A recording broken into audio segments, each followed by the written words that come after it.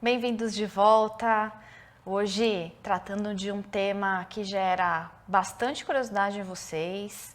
É um dos temas em que quando a gente fala bioética a gente já pensa imediatamente, que é a terminalidade de vida, fim de vida.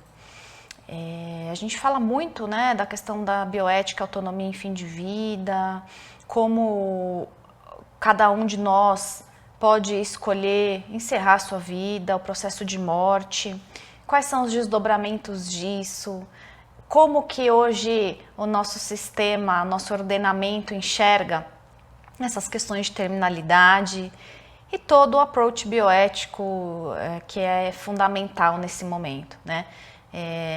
A terminalidade de vida, em que pese seja um passo que todos nós passaremos, né, nossos familiares, a gente tem bastante dificuldade em falar. A gente tem realmente algumas limitações culturais para falar sobre isso nas nossas casas, inclusive, para dizer para os nossos familiares ou para perguntar aos nossos familiares como que eles gostariam de encerrar as vidas, né? O que eles gostariam que fosse feito ou não. São esses os temas em que a gente aborda na bioética, na terminalidade de vida. E eu já começo falando de terminalidade, falando de velhice, né? Porque o processo da terminalidade inicia na velhice, isso pensando em morte natural, tá? Eu ainda não cheguei na questão de doenças incuráveis que leva à morte numa idade um pouquinho menor, né? Aqui, um dos processos naturais, considerando que não houve nenhuma doença que interrompesse esse processo, o envelhecimento é a fase anterior à morte. Né? E já no envelhecimento a gente começa a ter problema. Porque o velho, quando ele se apresenta, muitas vezes, ele não é ouvido. Né? O velho, é como se ele voltasse a ser criança, e independentemente dele possuir discernimento ou não, mesmo possuindo discernimento, me parece que a gente não faz e não ouve devidamente esse velho com toda a sua experiência, com as suas vontades, o que ele gostaria de que acontecesse com ele diante de um diagnóstico ou até diante da própria velhice. Então, de cara, a gente traz essa problemática antes de chegar efetivamente na morte, porque nesse processo anterior à morte, antes da doença, né, não havendo doença, muitas vezes a gente não oferece para o velho a possibilidade de decidir o que ele quer fazer. Porque o que acontece? A gente sabe, né, dependendo da idade, que ele não tem muito mais sobrevida, né? Por mais que a gente pense muito positivamente, seja uma pessoa com muita saúde, a gente tem um limite de 95, 100 anos de vida.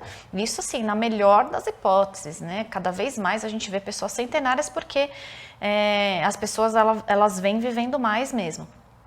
Então, chega num determinado ponto, né, que o ser humano, ele olha e fala, puxa, eu tenho pouco tempo de vida. O que eu posso fazer com esse meu tempo de vida? Só ele pode dizer, né? Nós que somos familiares, amigos, pessoas próximas, a gente não pode falar por ele, não pode, e a gente faz isso. Então, não raro, a gente está nas organizações ali de saúde, ali naquelas discussões beira de leito ou no próprio consultório, conversando com a família, o velho em pé ou sentado ali como se ele não estivesse, é o que a gente chama de conspiração do silêncio.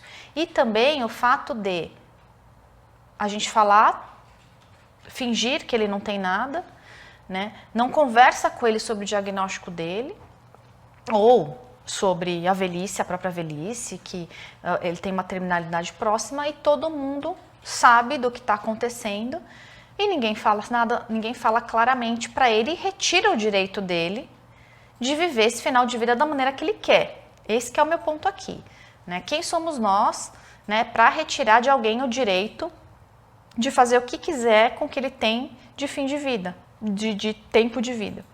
Então, o velho saudável, o velho doente, a gente trata dessa maneira. E o velho doente ainda tem o agravante de que a família muitas vezes opta por não falar o diagnóstico, acham que desta maneira estão preservando aquela pessoa, e pelo contrário, gente, a gente até pode querer fazer o bem dessa maneira, Mas, mais uma vez, a gente está retirando o direito daquela pessoa fazer o que quiser com o resto que ela tem de vida. Eu tenho uma história que envolve velhice e envolve diagnóstico na velhice, que eu gosto muito de trazer para vocês, porque toda escolha é individual, né? A gente vem tratando sobre isso, a gente falou sobre bioética da intervenção, né? Que as escolhas são individuais dentro dos contextos sociais, econômicos e até ambientais que vive. Na velhice é a mesma coisa. Então, muitas vezes, né, a gente fala de não prolongamento de vida, especialmente quando não houve, né, uma escolha por parte do paciente, né, a gente vai chegar lá, mas nesse exemplo que eu quero dar de velhice, o paciente ele tem um diagnóstico ruim, um medicamento que traz muitos efeitos colaterais, um prolongamento de vida ali que seria doído para ele, né? Então é um remédio que traz muito efeito colateral para ele ter uma sobrevida curta.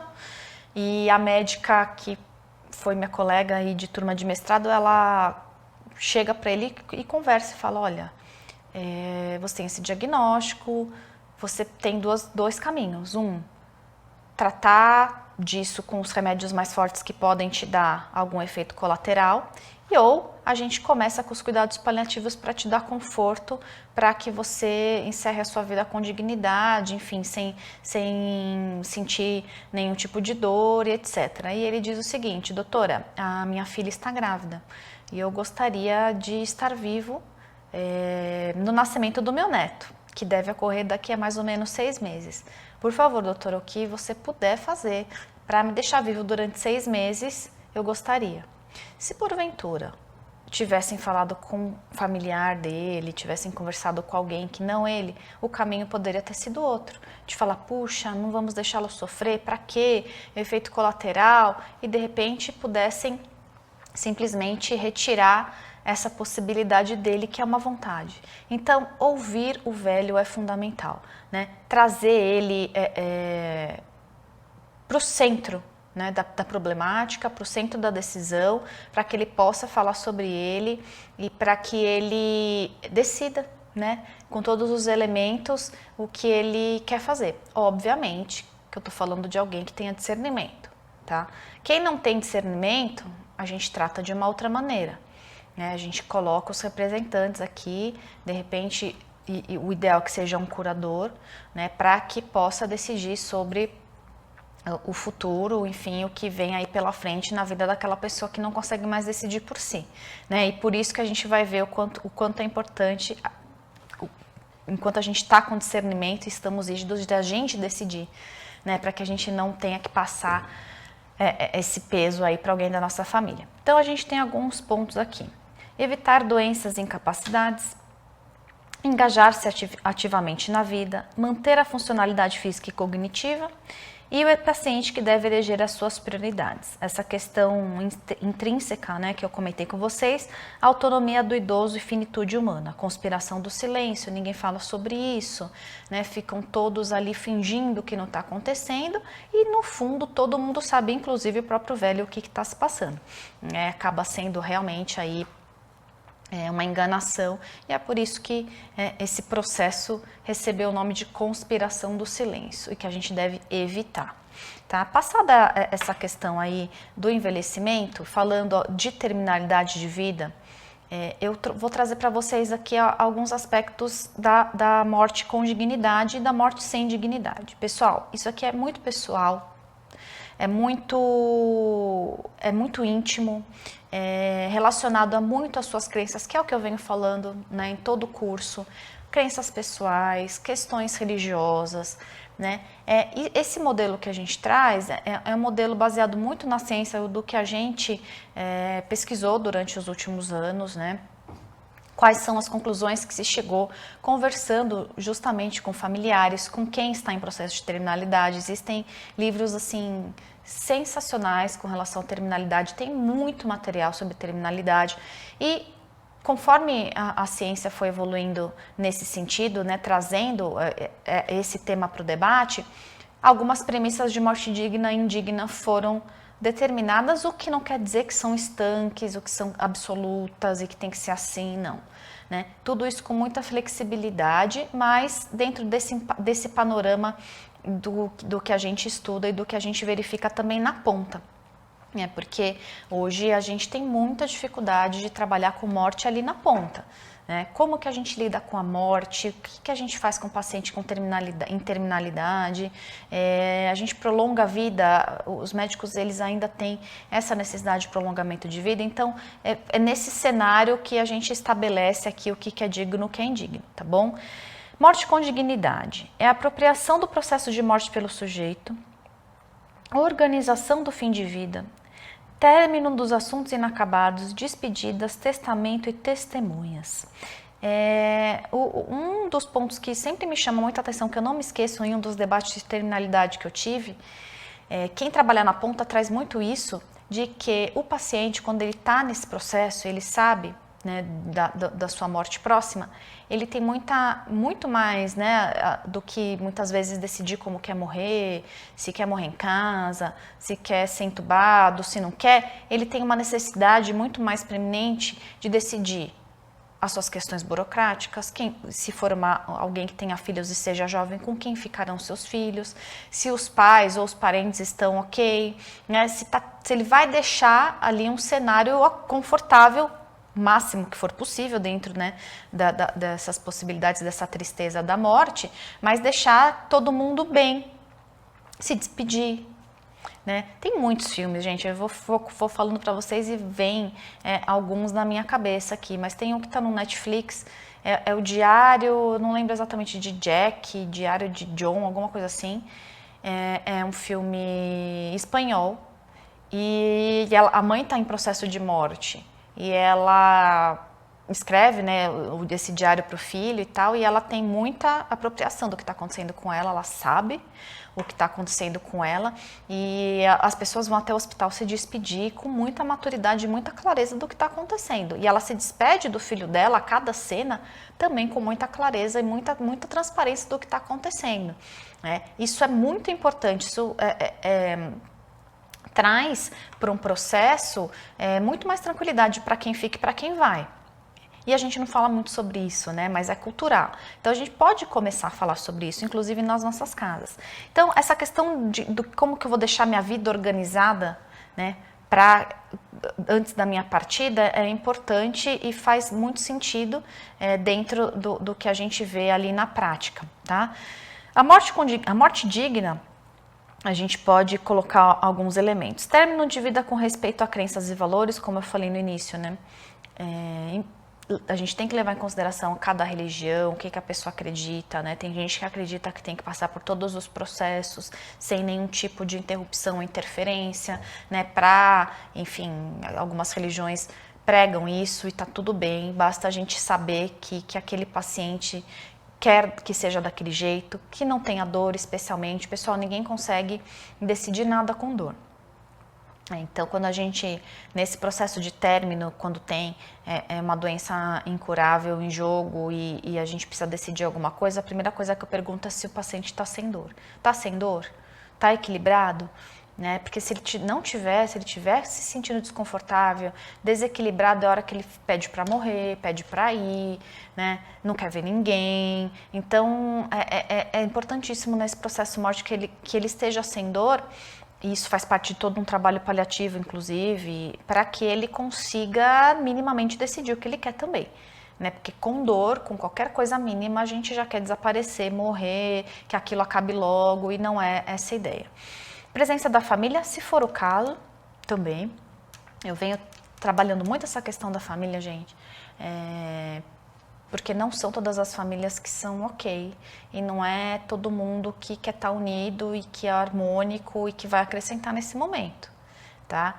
Ou também acontece acontece assim, com uma certa frequência, de você ver pessoas idosas muitas vezes, ou nem não idosas, ali em processo de terminalidade, sozinhas. E o Drauzio traz um caso desse no livro dele, e os médicos ali, né, puxa, coitado, sozinho, né, ninguém vem ver, cadê os filhos? e o Drauzio na história ele vai atrás do filho, eu vou resumir aqui para não me estender muito, no livro Por um Fio do Drauzio. E aí o filho fala, eu não vou atrás do meu pai porque meu pai não foi meu pai, né? Ele não esteve comigo nunca. Então se hoje ele está pedindo para que eu vá vê-lo, hoje eu não me sinto obrigado a ir. Ele não foi meu pai. E ele explica, né, tudo isso, e o Drauzio para ele foi uma sacudida. E a gente não pensa, a gente tem dó, né? A gente geralmente fica com dó, piedade, né? E a gente não sabe a história daquela pessoa, né? Porque ela, lógico, ela está num momento de vulnerabilidade, o nosso sentimento acaba sendo esse, mas eu não sei quem foi aquela pessoa. Se ele está sozinho, pode ser abandono, pode, mas pode ser que ele também tenha construído isso. Então, por isso que o julgar é tão ruim, né? Esses pré-julgamentos que a gente faz são muito ruins e a gente precisa evitar ao máximo, a gente não sabe a história. Ambiente aconchegante, rituais de despedidas, e depende de cada um, do que cada um acredita, isso é muito individual. A morte indigna, quais seriam os requisitos de uma morte indigna? Prolongada, com dor e sintomas incapacitantes sem cuidado, solitária, companhia de tubos e monitores, ruídos constantes, né? Quem fica numa UTI para morrer é um processo super dolorido, solitário, desconfortável, né? E gera bastante angústia no processo de morte. E o que se busca é cada vez mais criar lugares, mesmo que seja na UTI, se o paciente não consiga sair de lá, que a pessoa se sinta minimamente acolhida para morrer. Porque não é um lugar acolhedor, muito pelo contrário, né? E aí a passagem fica difícil, é um problema a mais para você lidar. Por isso que também existe toda essa prática da deshospitalização, quando possível, para a morte em casa, que também não é um processo fácil, que não deve ser romantizado, né? Gera uma carga muito emocional e burocrática para a família. É complicado quando o paciente decide morrer em casa, em que pese eu acho que a gente tenha que acatar, mas consciente, né, dos desdobramentos disso e não romantizando esse processo, porque esse processo é muito dolorido, né, para todo mundo e nem sempre a família tem suporte emocional para lidar com isso. Então, esse é o primeiro cenário, gente, do que é morte digna, do que é morte indigna. Eu vou encerrar essa primeira parte por aqui e logo mais a gente se vê na segunda.